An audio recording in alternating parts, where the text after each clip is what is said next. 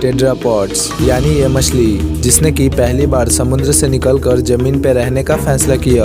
करोड़ों साल के विकास के साथ ये मछली अब जमीन पे रहने के काबिल हो गई थी। आज से करीबन 36 करोड़ साल पहले ये टेट्रापॉड्स पूरी तरह से जमीन पे 4 पाँव के मदद से रहना सीख गए थे। यही वो 4 पैर वाला जीव है जो कि इवॉल्व होके एक नई प्रजाति की शुरुआत करने वाला था। पेड़ पौधे भी अपने आप को डबल करने लगे और ये ऐसे पेड़ थे जो बिना पानी के सालों तक जिंदा रह सकते थे। ये पेड़ बढ़ने के साथ साथ पृथ्वी पे ऑक्सीजन की मात्रा भी बढ़ाने लगे। पृथ्वी पे ऑक्सीजन की मात्रा अधिक होने के चलते बहुत से जीव इवॉल्व हुए थे जो कि आज के मुकाबले बहुत ज़्यादा बड़े बड़े थे। समय के साथ साथ बहुत से अलग अलग प्रजाति के जीव विकसित हुए। ये द ड्रैगन फ्लाई जिसका नाम था मेगान्यूरा, और ये ड्रैगन फ्लाई करीबन आज के एक ईगल के साइज का था। ऐसे ही बहुत से दैत्याकार जीव विकसित हुए थे। स्कॉर्पियंस जो कि करीबन एक वुल्फ के साइज का था। इन सब जीवों का इतने बड़े बड़े होने का मेन रीज़न था ऑक्सीजन, जो कि आज के मुकाबले बहुत ज़्यादा था। इसलिए आपने भी ये सुना होगा कि पहले के जीव जंतु बहुत बड़े बड़े होते थे। ये सब इसी ऑक्सीजन के हाई डेंसिटी के कारण होता था।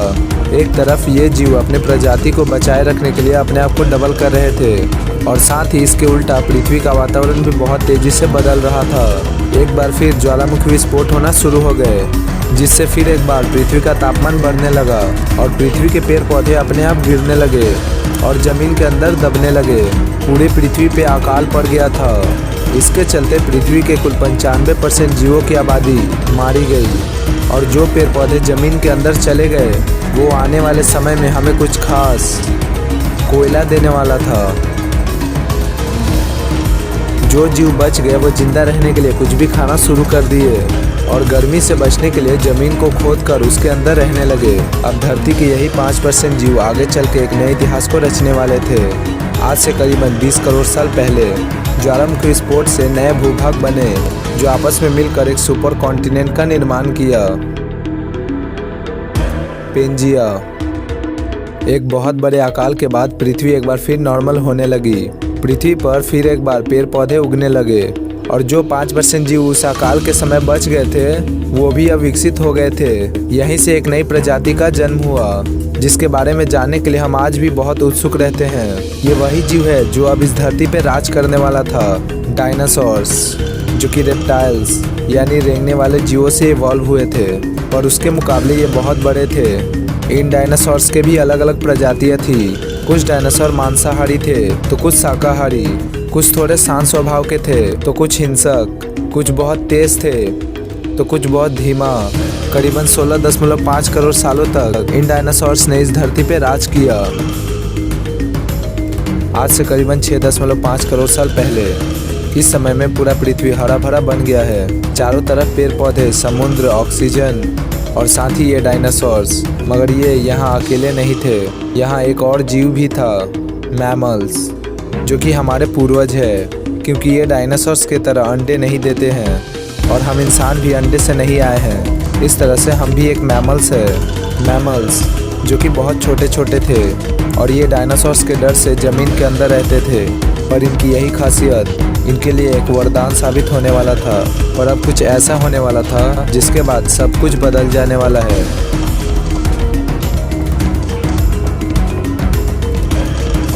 एक एस्ट्रॉयड चिक्सुलुप जो कि एक माउंट एवरेस्ट से भी बड़ा था, पृथ्वी की तरफ बहुत तेजी से बढ़ रहा था। ये एस्ट्रॉयड जब धरती के वातावरण में एंटर हुआ तो इसकी स्पीड करीबन 70,000 किलोमीटर पर आवर की हो गई और धरती के वातावरण के चलते ये एस्ट्रॉयड एक आग के गोले में बदल गया। और इस आग के गोले की चमक इतनी थी कि इसके महज पृथ्वी से 800 किलोमीटर की दूरी पे ही सारे जीव अंधे हो गए थे, जिसके कारण वो इसे देख नहीं पा रहे थे। पर इसकी गर्मी इतनी तेज थी कि वो इसे महसूस कर सकते थे इतनी दूर से ही।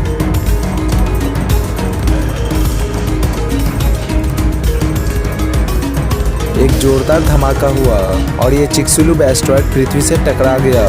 ये टक्कर इतना भयंकर था कि धरती का लाखों मेट्रिक टन धातु स्पेस में चला गया और उस विस्फोट वाले जगह पे एक 20 किलोमीटर गहरा और 180 किलोमीटर चौड़ा गड्ढा बन गया, जो कि अभी भी हमारे इस धरती पे है, जिसे चिक्सुलुप क्रिएटर कहते हैं। इस एस्टेरॉयड के रेडियस में आने वाले जीव जंतु कुछ ही सेकंड में राख हो गए और पूरे जंगलों में आग लग गई। सारे पेड़ पौधे और डायनासोर्स जल के राख होने लगे और इतने बड़े एस्टेरॉयड के जमीन से टकराने से 10 पॉइंट से भी अधिक रिक्टर स्केल का भूकंप आया, जिसके कारण समुद्रों में बहुत बड़े बड़े सुनामी के लहर उठने लगे।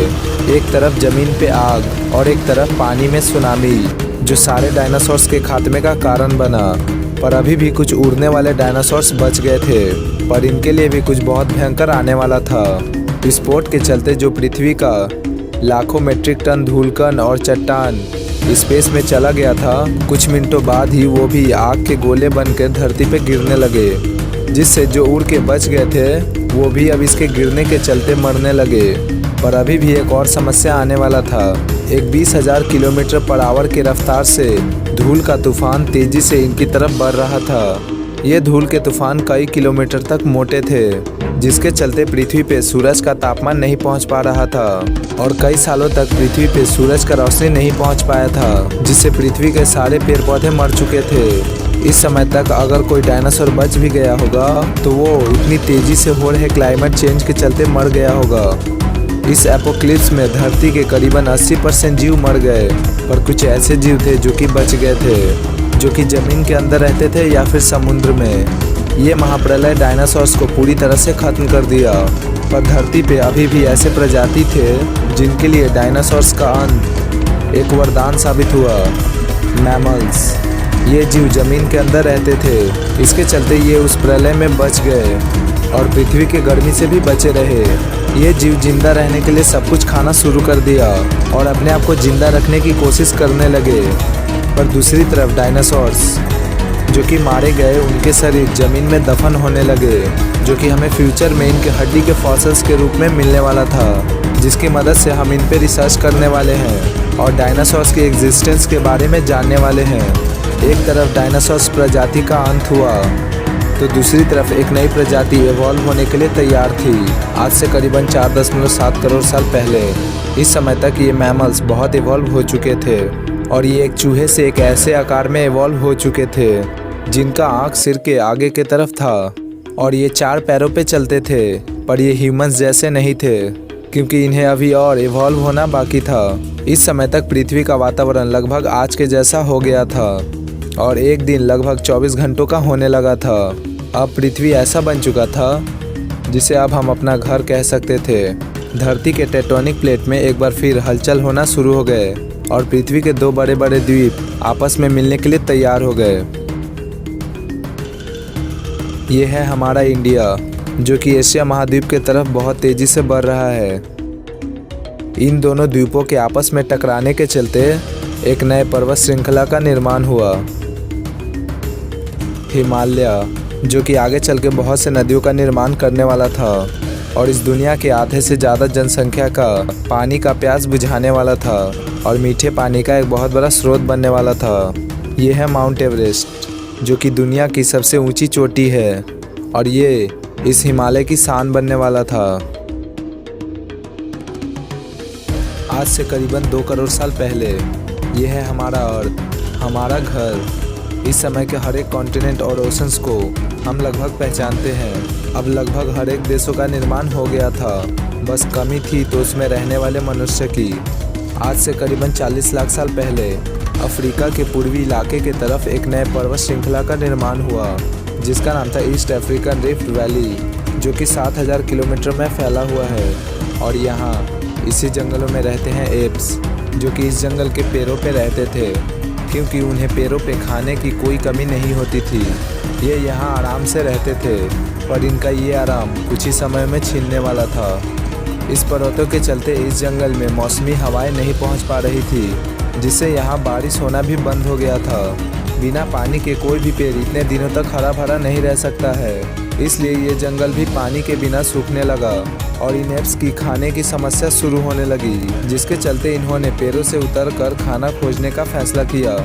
आर्डिपिथिकस रेमिडस, इन्होंने एक बहुत बड़ा फैसला किया जो इनके भविष्य को बदलने वाला था। इन्होंने खाने के खोज में पेड़ों से उतरकर दूसरी जगह जाने का फैसला किया।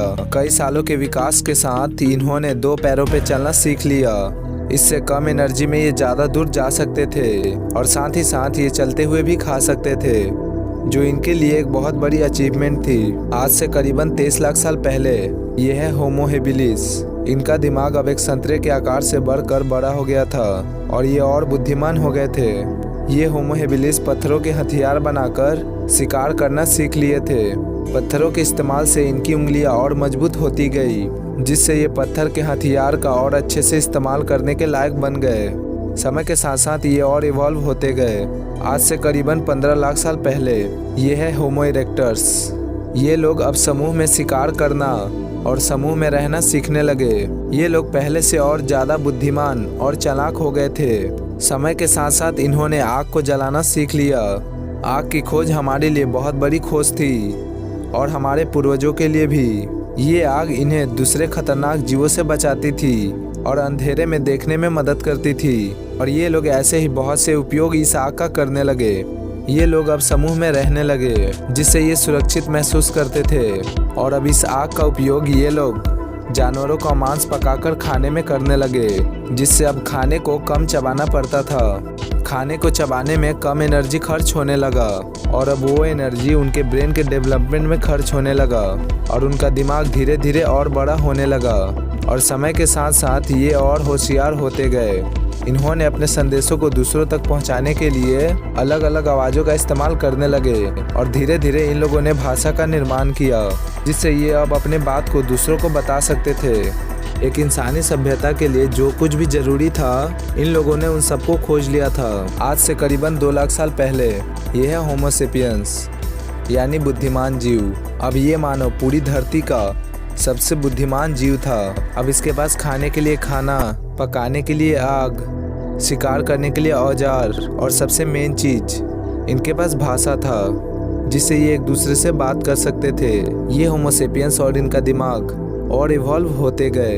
ये वही जीव है जो कि चांद पे कदम रखने वाले थे, पूरी दुनिया को बदलने वाले थे और इस पूरी धरती पे राज करने वाले थे। अब हमारी ये टाइम मशीन की यात्रा यहीं पे ख़त्म होती है।